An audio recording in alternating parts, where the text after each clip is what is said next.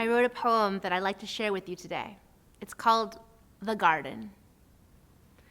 I wonder if my neighbors look over at my garden, sighing, remembering the vibrant Japanese maple, the intricate path made of hewn stones, uncorrupted artistries of greens and yellows and sometimes blues, years of patient labor.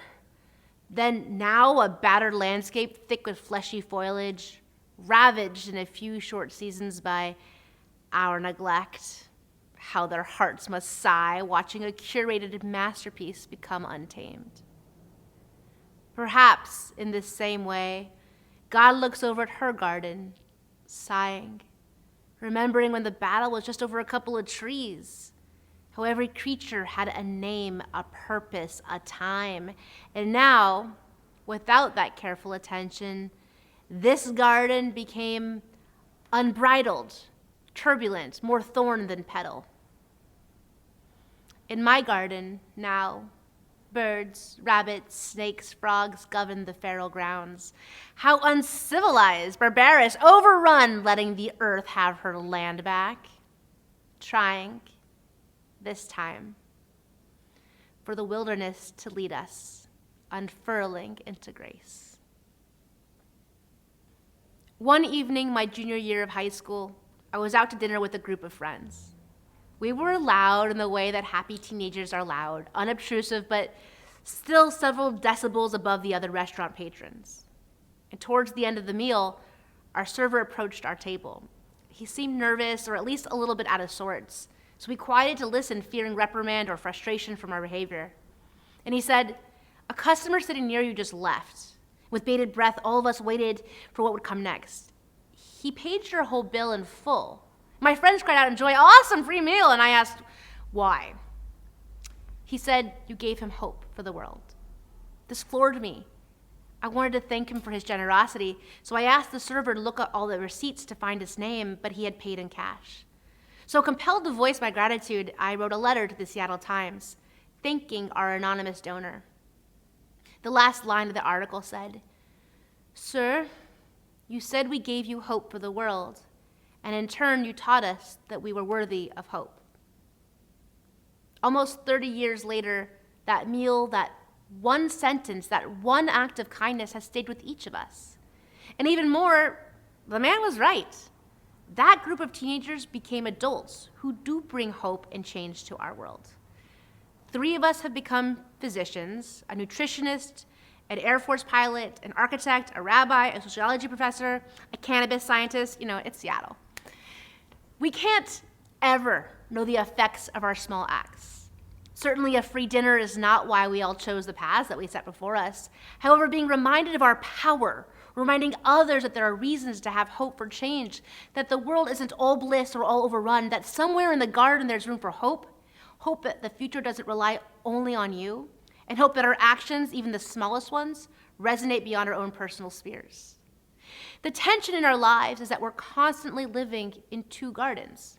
The garden where the burden for change, growth, and care is completely on our shoulders, and the other garden, the one that requires trust in the natural order of the universe, this belief that grace of undeserved generosity will abide. In every story, we play a part. Are we the teenager or the donor, reminding one another of possibility?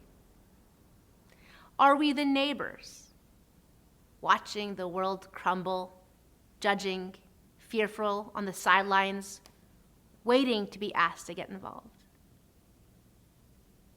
Are we the owner of the garden, struggling to balance what we want to do with what we're capable of doing? Or, in the other, larger garden, are we the snake, pushing limits, taking risks regardless of what it costs? Are we Adam, who allows life to happen to him? Are we God, who expects everything to go according to plan? Are we Eve, who chooses truth knowing full well the consequences? You don't know? I'll tell you who you are. We are Eve. When she bites into that apple, she does 2 things. She commits the first sin, and 2, she makes the first active choice of humanity, the choice of a wakefulness to the world. The moment when Eve surrenders her right to utopia is the same moment that she sees creation for what it is: death and decay, light and shadows, right and wrong, the complexity of beauty and pain in the world. She sees two gardens, and for that seeing power, she's expelled from Eden because blind bliss is impossible.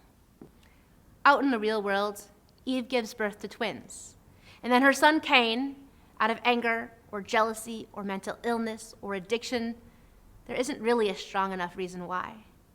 Vayikam Cain el ha'evel v'achiv v'hargehu. Cain rose up against his brother and murdered him. In the text, we read of Cain's punishment. We don't know what Eve thought. I believe that Eve had an opinion, and that after Abel died, the mother of all humanity who had suffered unbearable heartache had something to say. This is my own exegetical creative understanding of why we live in the world we live in. The Hasidic masters teach that if your child dies, you are granted automatic entrance to heaven, as there's no suffering as large as the death of a child. Whatever tests lay beyond the grave are no match for the path of living in this world without your child. So it goes to reason that after the death of Abel, when God is punishing Cain, that God also had time to make a shiva call to Eve. Seeing her desperate in her mourning, our God, God of compassion and steadfast love, turns to her and says, Eve, you've been through so much. Come stay with me in Eden. It's just around the bend there, not far at all, and all that you've done to get cast out is forgotten. Your grief has made expiation for your sins. You're welcome back to Eden, back to utopia.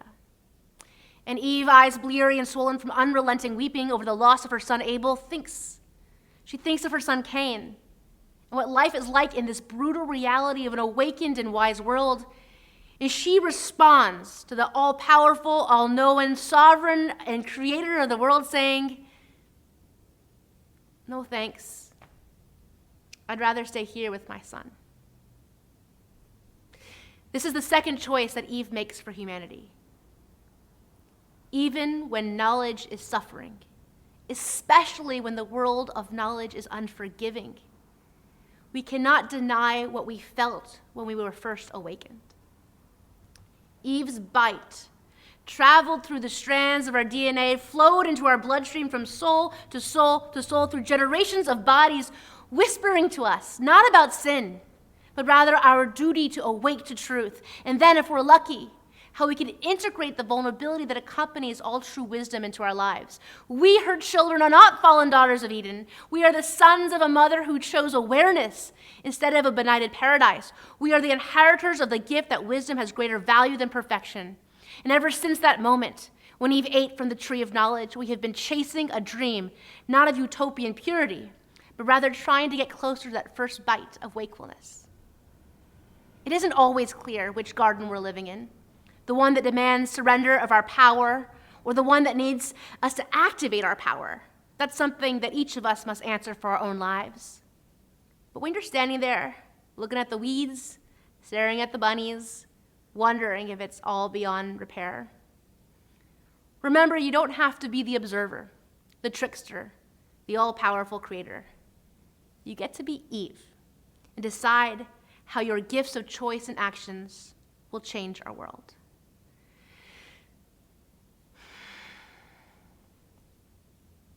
I wonder if my neighbors look over at my garden, sighing, remembering the vibrant Japanese maple, the intricate path made of hewn stones, uncorrupted artistry of greens, yellows, and sometimes blues.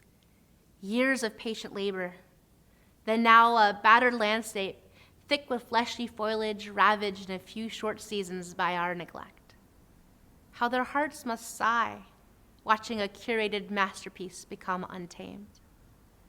Perhaps in the same way, God looks over at her garden, sighing, remembering when the battle was just over a couple of trees, how every creature had a name, a purpose, a time, and now, without that careful attention, this garden became unbridled, turbulent, more thorn than petal. In my garden now, birds, rabbits, snakes, frogs govern the feral grounds. How uncivilized, barbarous, overrun, letting the earth have her land back, trying this time for the wilderness to lead us unfurling into grace.